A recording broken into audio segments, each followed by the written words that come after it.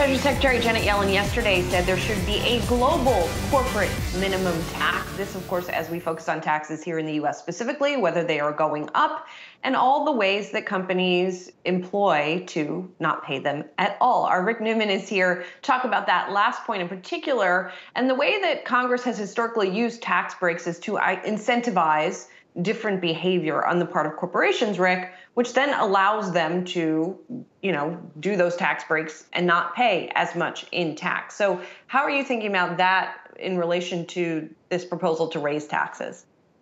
There's a lot of silliness in the corporate tax code, in part because Congress, what it has done over the years is it has passed these tax incentives for companies to do things like buy equipment. So you get to deduct the cost of that quicker than you used to be able to invest in research and development. We want to incentivize those things. So companies do take advantage of those tax breaks, which is why you hear sometimes that companies pay little or no income tax in a given year. It's because that's what Congress wants them to do. They want them to be investing that money and opening factories and hiring people, which is what Amazon and a lot of these other companies do.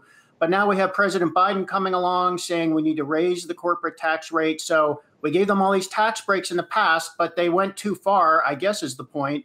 And then to make this even more confounding, there's this new idea that there should be an alternative minimum tax on corporations, at least on big ones. So that if you take too many tax breaks that Congress has already said you're allowed to take, well, then you have to pay some of that back through this alternative tax that Biden and some of the Democrats want to have. I think the number there is 15% if you don't pay enough tax. And then the final thing is Janet Yellen pitching for a global minimum. Basically, what Janet Yellen is saying, we here in the United States, we want to raise the corporate income tax rate. So we want everybody else, all the other countries, to raise their corporate rates too. So U.S. companies aren't going to go overseas and just set up shop there. So this is not as simple as it sounds. I mean, it's just complexity upon complexity, unfortunately.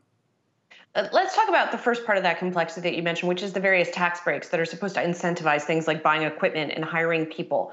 I'm sure there have been studies done on whether it's worth it, right? I mean, typically when you look at local tax breaks, when we saw the whole Amazon battle, right? Everybody wanted Amazon to move there. There was a lot of research pulled out that showed that a lot of those local tax incentives don't necessarily pay off the way you think that they're going to. What about on these congressional tax breaks that you're talking about?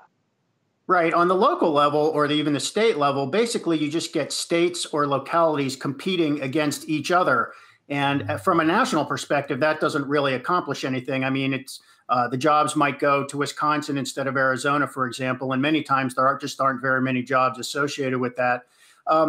At the federal level, I think the benefit of these tax breaks probably has been declining over time simply because of efficiency and automation and digitization. So the assumption is that if you give companies tax breaks for doing R&D, that is going to, the ultimate goal of those tax breaks, assuming that it's not just favors for companies that give donations to politicians, is you want to create good paying jobs. And I think that probably is getting harder. And we're seeing this across President Biden's agenda. I mean, this is a thorny problem that nobody has really solved is how do we get companies and employers and businesses to create more of the good paying jobs that can finance a middle class lifestyle?